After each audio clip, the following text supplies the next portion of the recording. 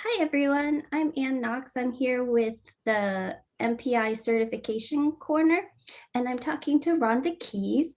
Rhonda Keys is going to tell us about her numerous certifications that she has achieved. And so I'm going to throw it over to her so she can introduce herself. Hi, everyone. My name is Rhonda Keys. I have been in the industry, meeting planning industry, for over 20 years. And along the way, I have picked up a lot of education, which happened to come along with designations and certifications. So the ones on your LinkedIn are you have an MBA, you have a CMP, you have a certified meeting manager, you are a certified exhibit manager, you are a digital event strategist, um, you are a certified tourism ambassador, and you got the healthcare meeting compliance certificate. Did I miss any? No, I think you got them all.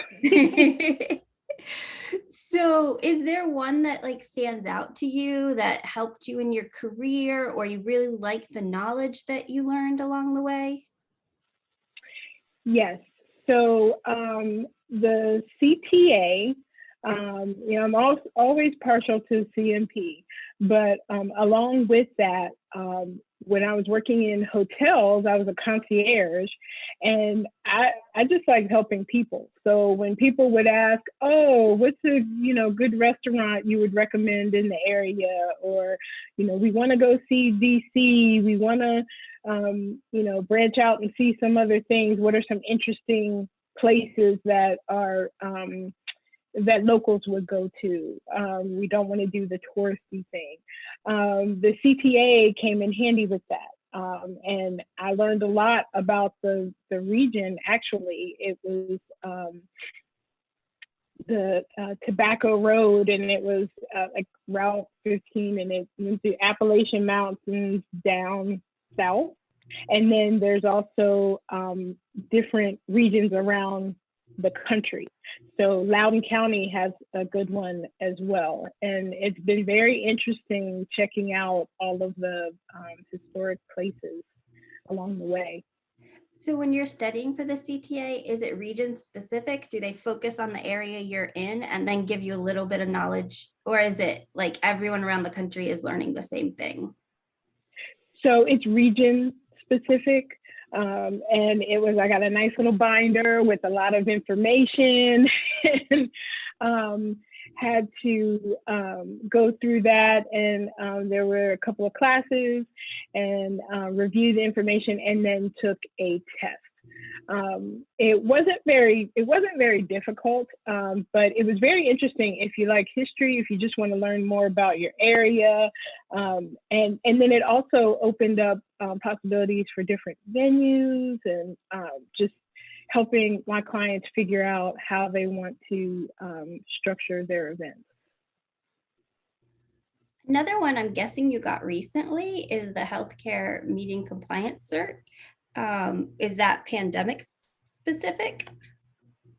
I actually had that prior to the pandemic. Oh, you were prepared. My company was a global company that I was working with, and the compliance person left the company, and they needed to get a handle on this compliance because it's a federal report, and the penalties are quite stiff, and no one knew anything about it. And because I was doing, the meetings and events, and had to, account for the expenses related to those, I thought this would be a good place for me to start. It encompasses a lot more than that, the Sunshine Act as it's known, but it was a great place to start. And what I learned is it's really like a full-time job, trying to keep up with all of the different updates, and it depends on it's state specific.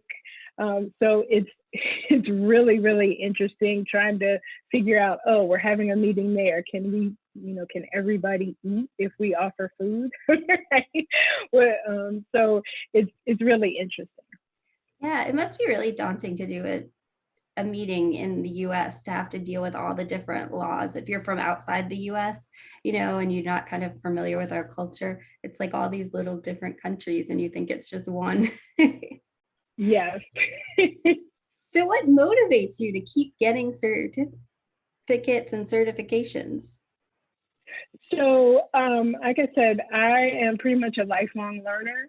And when I want to learn how to do something, the only one that I sought out, I only sought out two at the beginning of my career, CMP. And then I thought, if I'm in the industry long enough, I can, obtain my CMM. And then along the way, there was downturns in the economy, and that usually meant that event planner, meeting planner positions were like the first to go because they don't necessarily see them as revenue generating.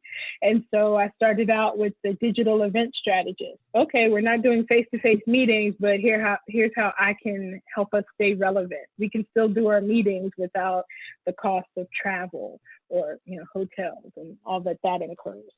And so it just kept going on from there. The certified exhibition manager was okay. I was doing trade shows, and I wanted to know how to pick the best booth space, or I didn't realize that there was so much involved in that. And then I wanted to know, well, what is it like on the other side when an organization is putting together a trade show? How do they know how many people can be there? How do they know what, it was just really interesting because, I'd run into instances where we pick a booth space, we had a 10 by 10 booth space, and then we wanted to add to it, we want a 10 by 20.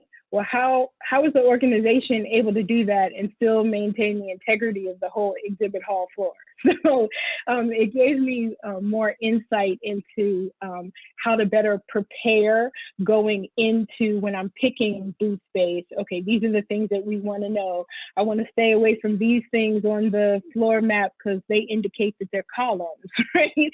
So it was very educational. And quite honestly, a lot of the things I picked up along the way was because of education. It just happened to come with some letters. Yeah, lifelong learner. I like it. I always want to be learning. Any advice for people who are just starting to look into certifications? Just in general, it doesn't need to be about a Yeah, specific one. yeah. It can be very overwhelming because there's pretty much a certification designation for anything that you can think of. So I would say figure out what is important to you and what path you want to go on. It may change later and you may decide to do some other things.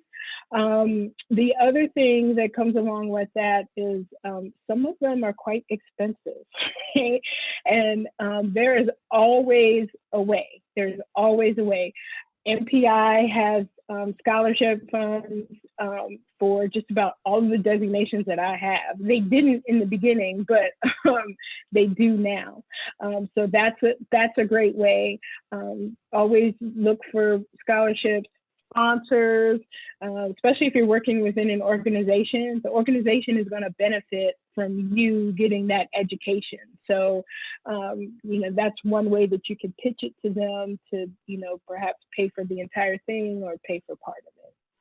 That is great advice because when you start to look at the different certifications, they can get very expensive. And sometimes they come with renewals every few years too. Mm-hmm. Mm-hmm. The good thing about most of the certifications I have, they do double, triple duty. So my CMP, anything I'm doing for my CMP pretty much works for the rest of the designations that I have. So you're currently in a different part of events. You're doing marketing now. Do you see a marketing certification coming in your future? Well, I don't necessarily think that I want to at this moment pursue another, designation for the sake of pursuing it. But I am involved with organizations and taking courses, online courses, just to try to better prepare myself for what comes along with it. So, you have to learn how to market your events. So, So you're just doing online classes for marketing. So do you have any free time with all these certifications and keeping up all the education? well, now I actually do with the onset of the pandemic. It's kind of been a little bit of a slower pace, but then picked up because now events are, of course, they were virtual. All events were virtual, and now they're moving to hybrid. So that's something else that I'm learning. When you hear it, you're just like, oh yeah, you just do this, and you're going as an attendee. I just thought, oh, that would be neat. But when you're planning it from the beginning, there are a lot of more considerations that need to happen. So it's very interesting learning about our new normal. Yeah, we had our events all set and we would just kind of innovate a little part of it. Now we're having to innovate the whole event. This has been Exactly. super interesting. Thank you so much for talking to me. Is there anything you want to say in conclusion? I just encourage everyone to be a lifelong learner. There's always something that you can learn. Thank you so much. Thank you for having me.